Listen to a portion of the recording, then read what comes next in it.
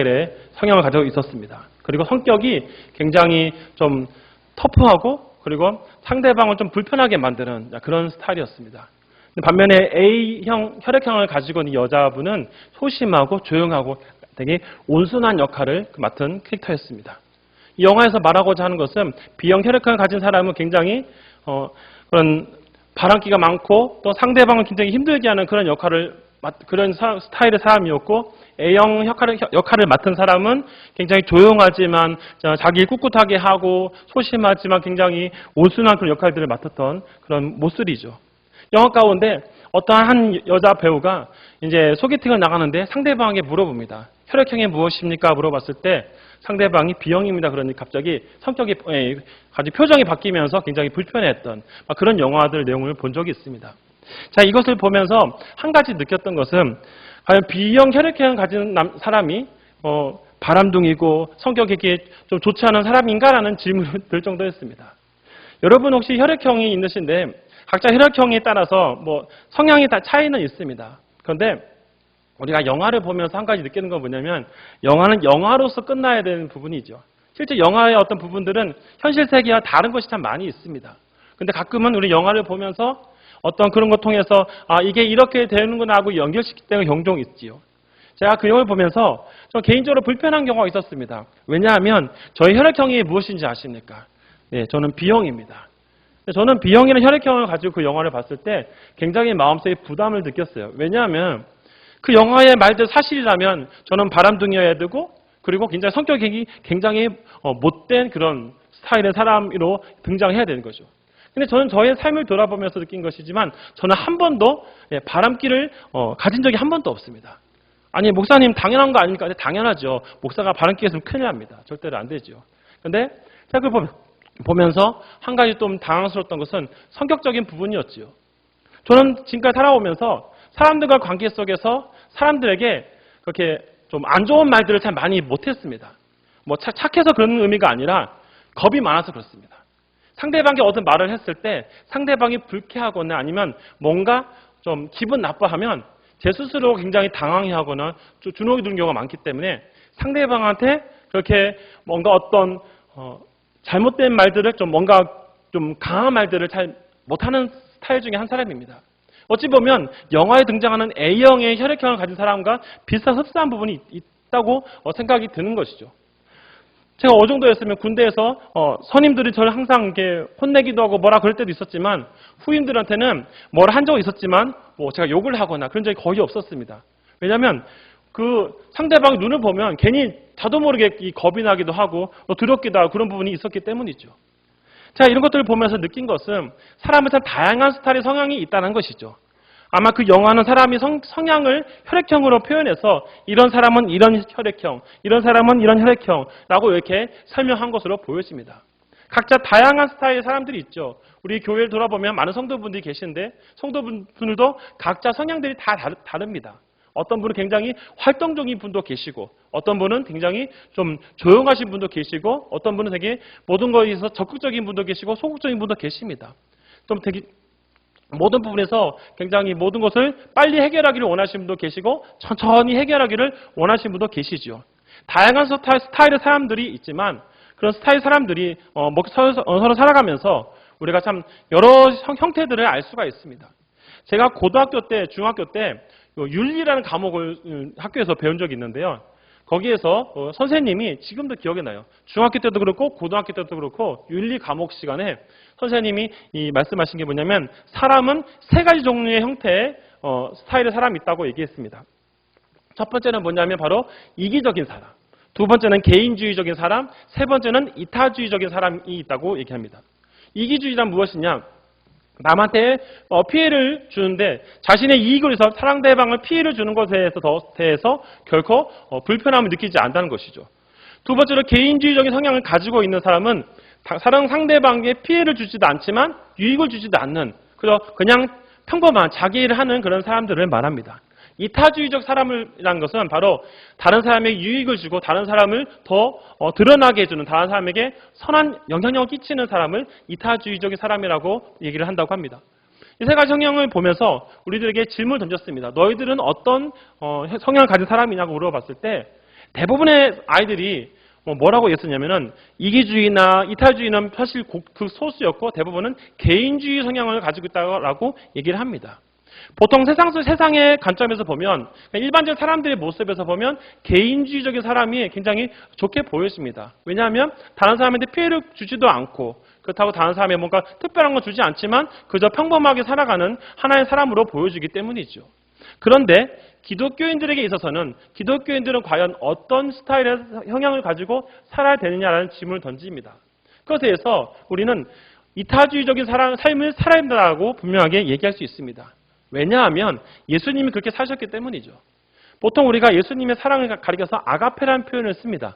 여러분 아가페라는 표현은 아가페는 상대방에게 헌신한다. 상대방을 더 높여준다. 자신을 희생해서라도 다른 사람을 높여주는 역할을 하는 것이 바로 아가페적 사랑입니다. 쉽게 이해를 들면 바로 십자가의 구속의 사건이 바로 아가페적 사랑인 것을 얘기하고 있지요. 그걸 통해서 우리는 기독교인들은 다양한 스타일의 성향을 가지고 있지만 우리가 예수님을 믿는 그 순간부터 우리는 어떤 삶을 살아야 되느냐, 이타주의적인 삶을 살아야 하는 것이 성경적인 원리입니다. 그런데 살아가다 보면서 우리 주님교회 성도들은 대부분이 이타주의 성향을 가진 사람이라고 저는 믿습니다. 아멘이시죠? 아멘. 우리 김주희 사님은 아멘 하셨습니다. 다른 분들도 아마 속으로 아멘 하셨다고 저는 믿습니다. 우리 이타주의 성향을 가지고 살아야 되는 것이 예수님 믿는 사람의 모습이죠. 그런데 종종 제가 다른 교회 사역하면서 그런 분들이 계셨어요. 개인주의와 이타주의를 정확하게 구분하지 못하고 사시는 분들이 종종 있었습니다. 또 제가 예전에 대학생 할 때 선배들 중에서 자신을 천사 같다, 자신은 착한 사람이다라고 말하시는 분들이 계셨어요. 그 이유가 뭐냐면 우리한테 후배들한테 혼내지도 않고 뭔가 어떤 물리적인 압력을 가하지도 않기 때문에 너한테 내가 욕을 하지 않고 그냥 좋은 말 해줬기 때문에 나는 착한 사람이야, 천사야라고 이렇게 얘기한 사람들이 계셨어요. 근데 반대로 생각해 보니까 그 선배들이 저희한테 어떤 유익을 끼치진 않았거든요. 전형적인 개인주의적인 성향을 가진 사람들인데 자신이 마치 선한 사람이다라고 얘기를 합니다. 근데 그분들이 안 믿는 사람들이면 저는 되게 이해를 했어요. 안 믿는 사람이라면. 근데 안타까운 게 뭐냐면 그렇게 말한 선배들 중에서 대부분이 기독교인이라고 하는 겁니다. 그 중에서도 한 선배는 또 나중에 목사님 되셨는데 굉장히 저 개인적으로는 좀 충격을 받지 않을 수밖에 없었습니다. 가끔 우리가 이 개인주의와 이타주의적인 이 갈림길에서 아마 이기주의적인 삶을 사시는 분은 없을 겁니다. 예수님 믿는 사람의 그 양심을 가지고 결국 남을 해롭게 여기는 사람은 없겠지요. 하지만 분명히 우리가 짚고 넘어야 될 것은 뭐냐면 기독교인들은 어떤 상황에 있다 할지라도 개인주의적인 성향보다는 이타주의적인 성향을 가지고 사는 것이 그것이 성경적인 원리라는 것을 우리가 이해해야 됩니다. 단순히 화를 안 낸다. 다른 사람에게 뭔가 좋은 말을 많이 했다. 어떤 특별한 어떤 영향력을 끼치지 않았다고 해서 않았지만 나에게 그게 너한테 피해를 주지 않았으니까 나는 천사야, 착하다라는 표현들은 사실 맞지 않다는 것이죠. 성경적으로 착하다, 선하다는 표현을 쓸 때는 그가 예수님의 사랑을 얼마나 실천하고 있는가, 주님의 마음을 가지고 얼마나 행동하고 있느냐가 그것이 가장 선한 사람이라고 보통 우리가 이해할 수 있다는 겁니다. 성도 여러분, 선의 기준은 결코 사람이 어떤 행동에 따라 움직여지는 것은 아닙니다. 그 안에 예수 그리스도의 마음을 가지고 살아가고 있느냐, 예수님의 생각과 예수님의 사고방식을 가지고 살아가고 있느냐가 그것이 선의 기준이 된다는 것을 우리가 분명하게 기억하고 살아가야 되는 것입니다. 그런데 오늘 이 말씀을 드리는 이유가 뭐냐면 우리 이타주의적인 삶을 살아야 되는데 삶 속에서 우리가 가끔 그런 경우들을 경험합니다. 우리가 전도를 하면서 오늘 우리가 선교를 위한 이 기도이기 때문에 선교에 대한 부분을 같이 보고 할 건데요. 우리가 전도를 하거나 어떤 누군가를 만나는 과정 속에서 우리가 어떤 사람은 선을 긋고 우리가 전도를 하는 것은 아니지요. 예를 들어 우리가 코로나 이전에 우리 전도를 나갔을 때 우리가 물티슈나 여러 가지 건빵을 나눠줄 때 사람을 가려서 한다면 그것은 결코 우리가 하나님의 사랑을 실천한 사람이 아니라는 것입니다. 이타주의적인 삶을 산다는 것은 뭐냐면 일단 나의 생각과 나의 가치관을 일단 내려놓는 것이죠. 내가 어떤 굉장히 이런 좀 급한 성격을 가지고 있다 할지라도 주님께서 원하지 아니하면 그것을 내려놓을 수 있는 것이 그것이 바로 주님이 주시는 마음이란 것입니다. 우리가 지난 주일날 담임 목사님 통해서 온유를 배웠습니다. 저도 어렸을 때 온유란 단어를 봤을 때 그냥 참고 기다리는 것이라고 이해한 적이 있었습니다. 그래서 다시 한번 성경을 통해 우리가 알게 된 것은 할 수 있음에도 억누르고 할 수 있으면 하지 않는 것이 온이라고 우리가 다시 한번 성경을 통해 배우는 것이죠. 그 기준이 무엇이냐는 겁니다. 바로 하나님을 기준으로 살아갈 때, 하나님의 사랑에 대해서 우리가 정확하게 이해하며 살아갈 때 그 사람이 개인주의적인 성향을 가지고 살아가고 있느냐, 아니면 이타주의적인 아가페적 사람을 살아가고 있느냐를 점검하게 되는 것입니다. 오늘 본문에 등장하는 이 사람도 하나님의 사랑을 경험한 사람인데도 불구하고 이타주의적인 상황보다는 철저하게 자기중심적으로 자기의 생각과 자기의 가치관으로 살아가는 한 사람이 오늘 본문에 등장합니다. 또 하나님께서는 이 사람에게 선교의 사명을 맡기시는 또 그런 모습들을 보여주지요. 바로 그 사람은 요나입니다. 우리가 알고 있는 이 요나에 대해서는 또 우리가 예전에도 한번 많이 살펴봤기 때문에 아마 많은 분들이 요나 그러면 여러 가지 그림들이 떠오르실 것입니다. 예전에 제가 이 나홈서를 통해서 이 니느웨에 대한 설명들을 한번 한 적이 있죠. 아마 많은 분들이 기억하고 있을 거라 생각합니다. 오늘 이제 그때는 이 나홈을 통해서 완전 철저한 심판에 대해서 얘기를 했지만 오늘 그 완전히 반대되는 바로 하나님의 사랑과 관련된 부분들을 또 살펴보고자 하는 것이죠.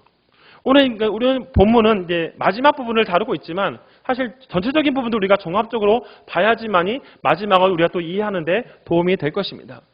이 요나서의 이 기준은 열왕기하 14장 25절에 보니까 여로보암 2세 시절에 여로보암 2세가 통치하던 시절에 그때 한때 북이스라엘이 영토가 확장되어지고 잘 살아가는 시기가 있었습니다.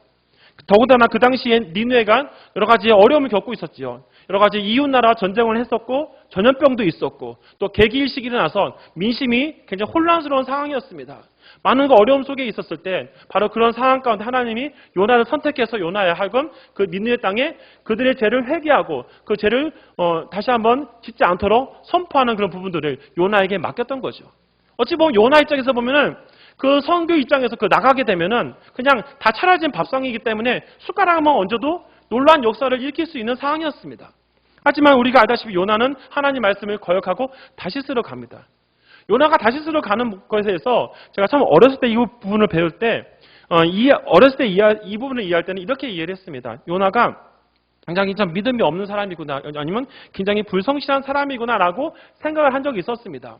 그러나 우리가 성경을 통해 분명히 이해될 것은 뭐냐면 요나는 누구보다 하나님을 잘 아는 사람이었습니다. 누구보다 하나님의 존재를 잘 알았고 하나님께서 어떻게 하시는 분인지 하나님이 어떤 뜻을 정하시면 그것을 분명하게 그대로 행하시는 분이라는 것을 그건 요나는 잘 알고 있었던 것이죠.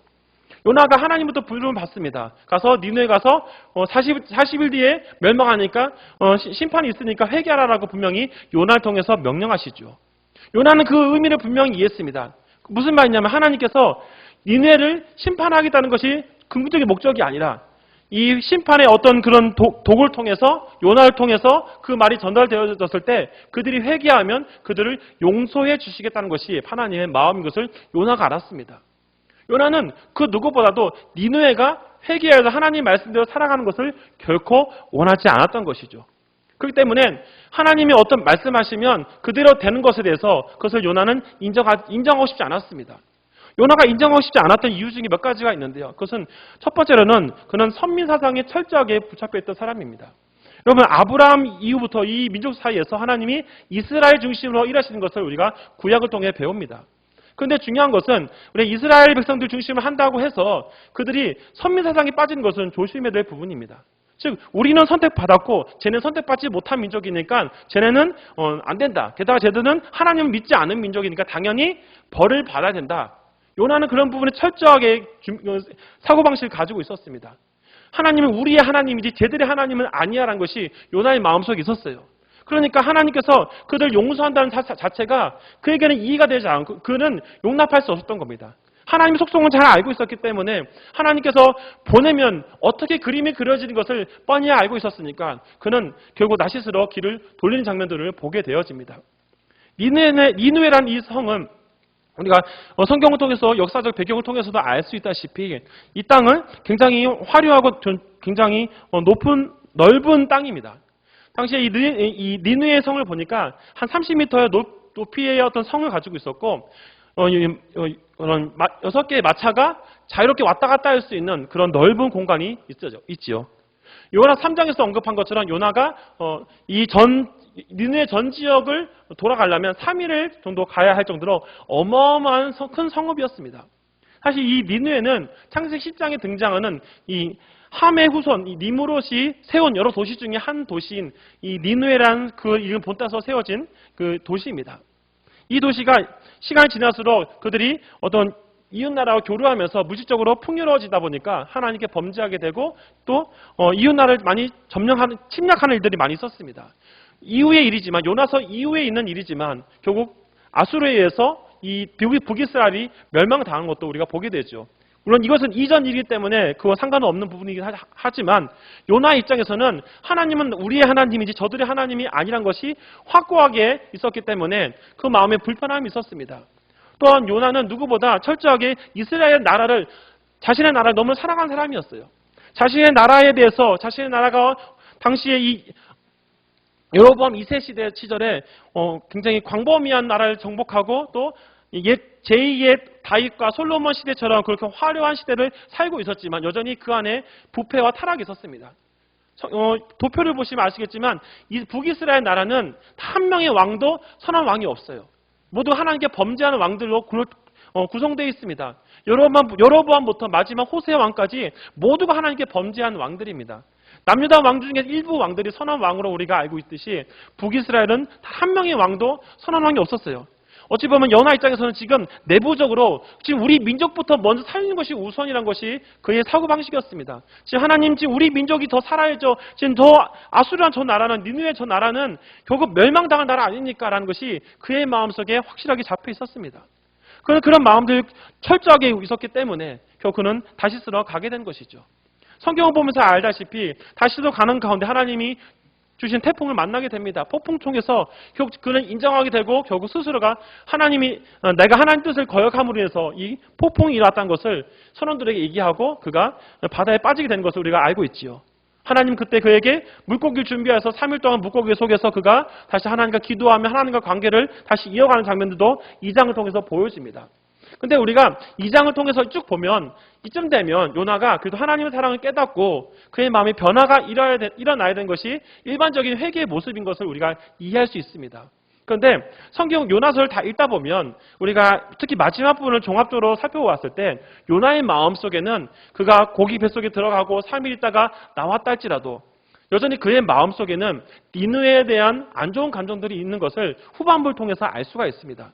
물론 앞에 부분에 기도하고 회개하고 그가 선포하는 부분들에 있어서는 우리 그 부분을 보게 되면 요나가 그래도 많이 변했구나라고 이해를 할 수 있습니다.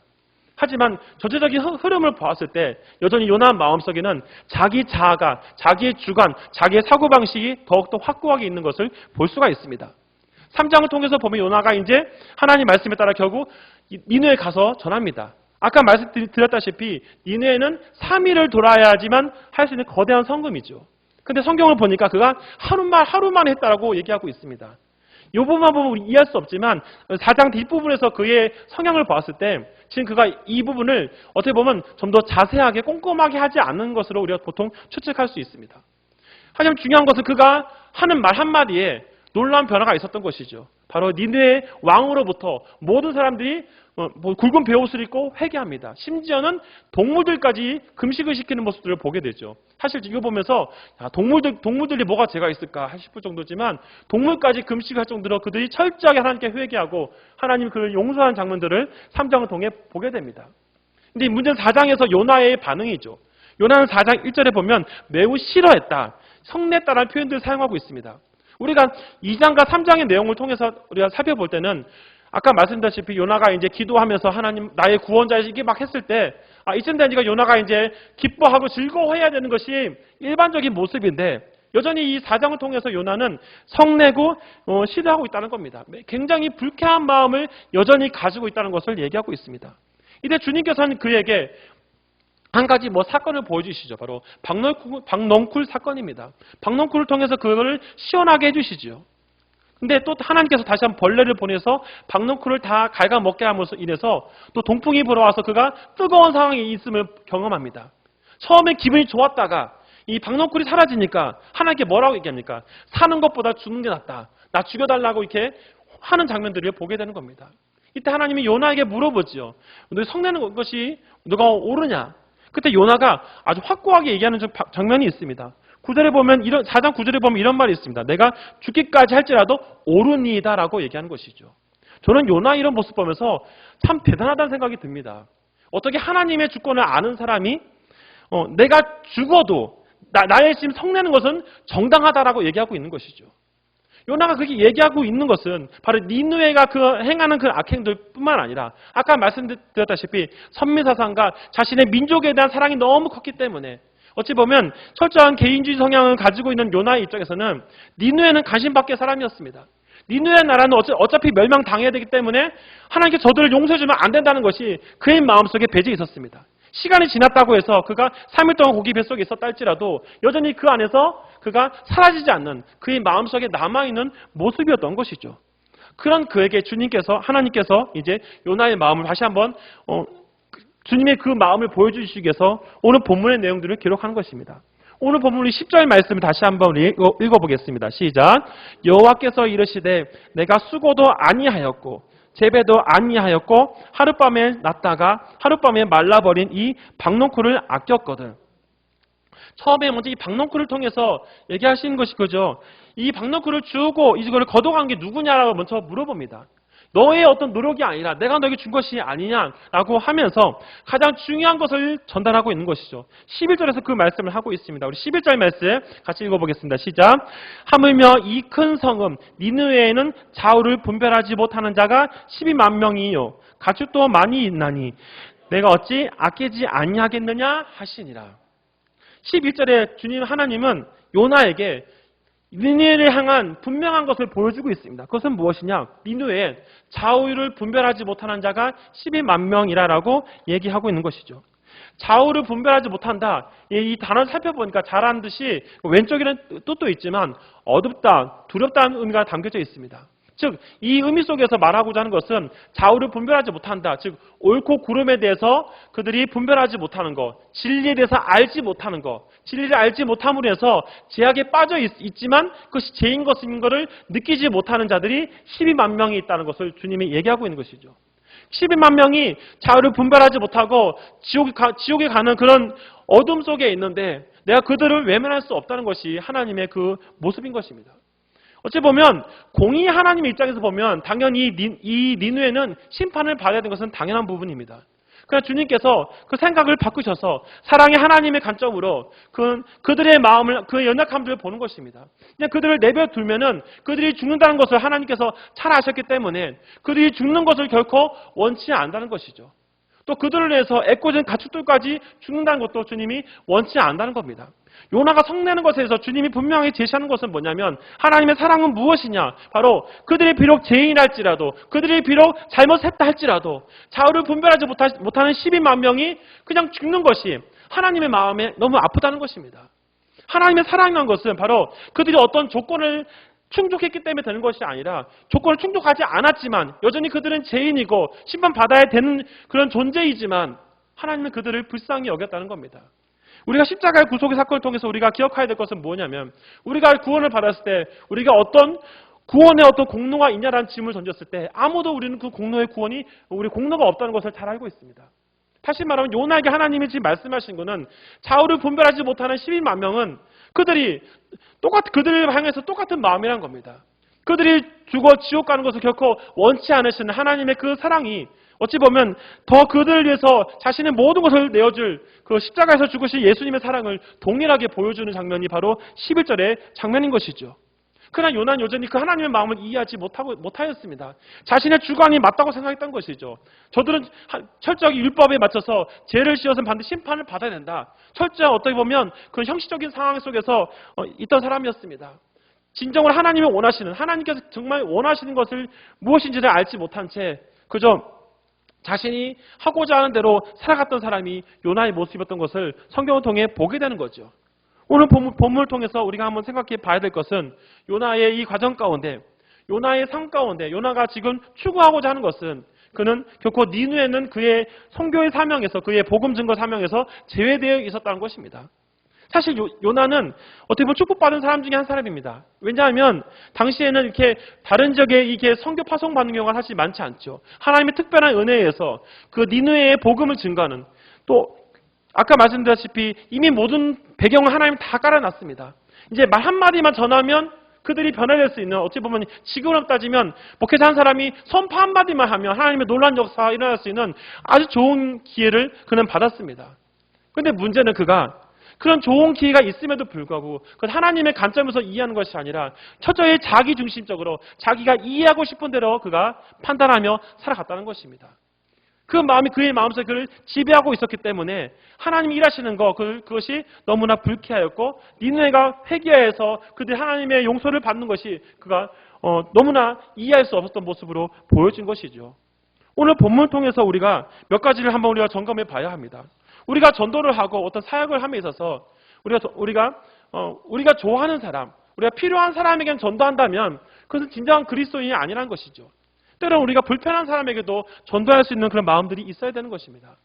예전에 제가 청년 시절에 제 모교회에서 빌립 전도회라는 그런 전도 프로그램을 한 적이 있었습니다. 그것이 뭐냐면 12주 과정으로 이렇게 전도를 하는데요. 한 번은 이 절에 가기도 하고, 한 번은 무당집에 가고, 한 번은 무슬림에 가고 이럽니다. 여러분 한번 생각을 해보십시오. 우리가 이제 그냥 주변에 어떤 마을로 가는 거는 괜찮지만 어떤 우리 절이나 무당집에 전도해 본 적 있으십니까? 우리가 웬만하면 그걸 안 가지요. 그걸 우리가 보통 안 가는 것이 일반적인 모습입니다. 근데 빌립 전도를 통해서 한 가지 제가 배웠던 건 뭐냐면 한 번은 그런 무당집에 갔습니다. 혼자 가긴 뭐하니까 둘이서 같이 갔는데 어떤 대우를 받는지는 뻔합니다. 우리가 가면은 그 사람들이 결코 우리를 받아주진 않죠. 어떤 사람은 저희한테 소금을 뿌리기도 하고 어떤 사람은 뜨거운 물을 던지기도 합니다. 저는 한순간 그때 소금과 그 물로 인해서 온몸이 탕수육이 된 적도 있었지요. 그렇게 참 어려움도 겪었지만 중요한 것은 우리가 그런 전도를 하는 목적이 상대방이 어떻게 받아들이냐가 중요한 것이 아니라 하나님의 사랑을 가지고 어떤 사람이든 전하는 것이 우리의 목적이란 겁니다. 그 사람이 예수님 믿고 안 믿고는 하나님과 그 사람의 관계적인 문제인 거죠. 하나님께서 요나에게 말씀하신 건 뭐냐면 그냥 전하라는 것이었습니다. 그 민족이 너의 마음에 들든 안 들든 간에 전하는 것이 요나에게 주어진 사명인 거지요. 근데 요나는 그것을 따르기를 원치 않았습니다. 하나님의 그 사명을 따라가기보다는 어찌되었건 간에 그는 자신의 주관대로 살아가는 그것이 요나의 모습이었던 것을 우리는 발견합니다. 이 본문 통해서 우리가 이 우리 전도를 준비하고 또 코로나가 다 종식되면 다시 전도를 시작할 때 또 우리 주변에서 우리가 다시 각자 성도들 가운데 전도를 하실 거라 믿습니다. 하는 과정 가운데 우리가 어떤 마음의 자세를 가지고 오늘 본문을 통해서 우리가 한번 생각해 보자는 것이죠. 첫 번째로는 우리가 전도할 때 어떤 편견과 어떤 선입견도 갖지 말아야 된다는 것입니다. 우리가 기준을 정하는 것은 우리가 하는 것이 아니라 주님께 하시는 것이죠. 우리는 오직 만나는 사람한테 전하고 그 사람이 예수님 믿는 것에 기쁨을 누려야 합니다. 예전에 제가 군대에 입대했을 때 하나님 특별한 은혜로 제가 군종병이 된 적이 있었습니다. 당시 신앙을 하지도 않았음에도 불구하고 어떻게 하다 보니까 제가 2등병 때 군종이 됐습니다. 근데 워낙 그 예배 드리는 걸 사모했기 때문에 또 군종병으로 또 이제 하면서 주일만 되면 제가 교회를 가야 됩니다. 나중에 이제 상병 병장이 되고 나서는 자력이 갔지만 알다시피 2등병 1병 때 누가 주일날 교회 간다고 했을 때 선임들이 뭐라고 생각할까요? 또 저는 이제 훈련을 많이 했던 부대이기 때문에 꼭 토요일 주일날 많은 정비를 합니다. 하필이면 주일날인데 정비를 해야 되는데 교회 간다고 하면은 항상 저한테 온갖 욕을 다 합니다. 그래서 저는 예배를 드려야 되기 때문에 예배를 드리고 와서 이제 열심히 하죠. 하지만 예전에 이런 경우가 있었습니다. 어떤 선임이 저기 그렇게 얘기를 했던 거예요. 나는 너를 보니까 예수 믿기가 싫어. 주일날도 교회 가는 너의 모습 보니까 너무 참 이기적이야 하면서 너 같은 사람 때문에 난 교회 다니기 싫어라고 했을 때 한편에서 마음이 아팠습니다. 인간적으로 그런 마음이 들었죠. 믿지 마. 그래 믿지 마. 안 믿으면 너만 손해지라는 인간적인 마음이 들었 적도 있었습니다. 그러나 그것을 인간적인 마음으로 받아들여서는 안 된다는 거죠. 상대방이 그렇게 어떻게 받아들이든 우리가 해야 될 것은 하나님의 그 사랑을 전하는 것. 우리는 그냥 도구에 불과한 것이죠. 그 사람이 예수를 믿고 안 믿고는 하나님과 관계적인 문제라는 것을 우리가 다시 한번 생각해 봐야 합니다. 진짜 그리스도인은 그 사람이 나와 어떤 관계에 있든 상관없이 그 사람이 예수님 믿고 변화돼서 하나님의 사람으로 살아가는 것. 그래서 그것을 해서 우리가 기쁘고 즐거워하는 것이 진정으로 기독교인들이 해야 될 중요한 모습이란 겁니다. 희생적인 사랑, 아가페적인 사랑, 이타적인 삶을 살아가는 것, 그것은 바로 주님께서도 그렇게 하셨고 주님께서 요나를 통해서 이 시대에 살고 있는 우리들에게도 분명한 것을 제시하고 있다는 겁니다. 요한복음 8장에 보면 가늠한 여인이 이제 예수님 앞에 잡혀오는 장면이 있죠. 그 장면 속에서 물론 목적은 그들이 가늠한 여인이 아니라 예수님이었습니다. 그러니까 주님은 그 부분들을 너희 중에 죄 없는 자가 돌로 치라 하면서 그들을 다 물리치시고 그 여인에게 말합니다. 그에게 말한 것은 무엇이냐면 내가 너희를 정죄하지 아니하노니 다시는 죄를 범하지 말라라고 그에게 얘기하고 있습니다. 주님 역시 그 음란한 여인, 그 여인을 어떻게 보면 공의 하나님으로서 얼마든지 심판할 수 있습니다. 그러나 하나님께서 그 사람 입장을 돌아서서 하나님의 생각을 내려놓고 그 사람을 영혼을 살리는 일에 다시 한번 주님께서 집중한 것을 보게 된 거죠.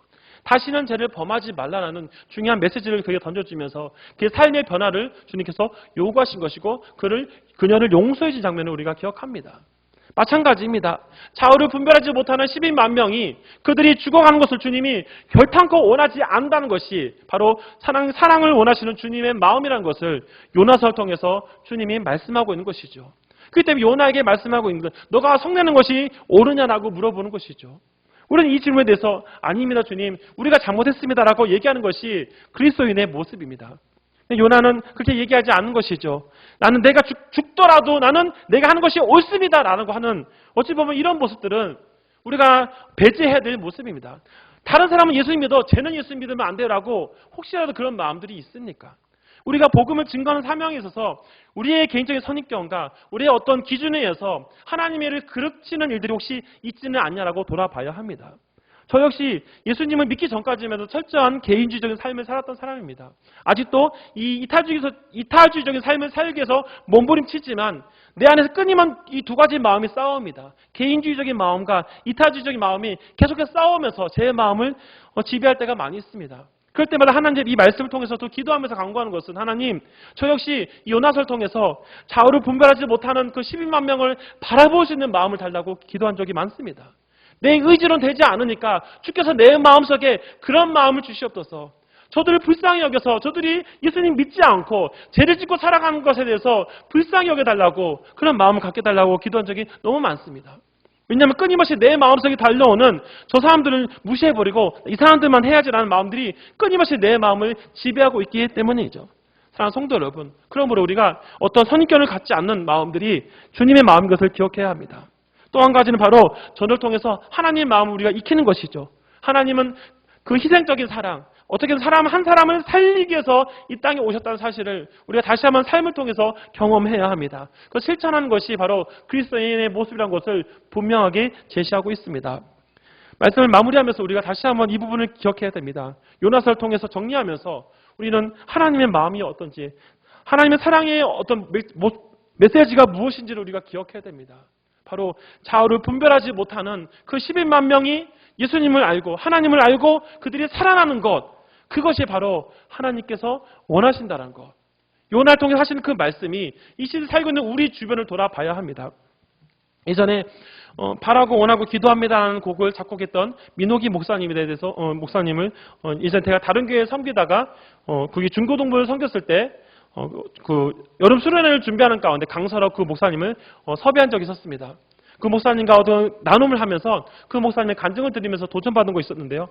그 목사님은 사역이 신학교 어느 교회 음악가를 이제 강의를 하면서 여기저기 교회를 다니면서 이제 찬양 사역을 하십니다. 근데 그 목사님 말에 제가 굉장히 도전받았던 건 뭐냐면 뭐 큰 교회에서 많이 부름을 받지만 조그마한 교회, 페이를 조금만 준다 할지라도 자신이 불러주는 교회면 어디든지 간다라고 얘기합니다. 왜냐하면 하나님 나에게 준 사명은 그것도 상관없이 어디든지 원하는 교회 가서 찬양을 통해 말씀을 통해 그 사람들의 삶이 예수님을 통해 변화되는 것을 원한 그의 사역이라고 말했기 때문이었습니다. 그걸 보면서 저도 많은 도전을 받았습니다. 아, 그래, 목회자뿐만 아니라 그리스도인들은 저렇게 살아야 되는 거구나. 바로 내 기준과 내 관점을 다 내려놓고 항상 죽어가는 영혼을 바라보면서 불러주시면 어딘지 하나님 말씀에 따라서 그 영혼을 살리는 일에 최선을 다하는 것이, 그것이 바로 하나님께서 주신 사랑을 실천하는 것이구나라는 것을 다시 한번 발견합니다. 오늘도 우리 선교를 해서 기도하고 준비할 때 우리가 전도를 준비하면서 가져야 될 마음가짐은 우리는 선입견 갖지도 않고 하나님 마음을 배워서 하나님이 원하신 것이 무엇인지 생각하여서 우리가 이 전도 사명들을 앞으로 잘 감당할 수 있는 저와 여러분이 될 수 있기를 주님의 이름으로 부탁드립니다.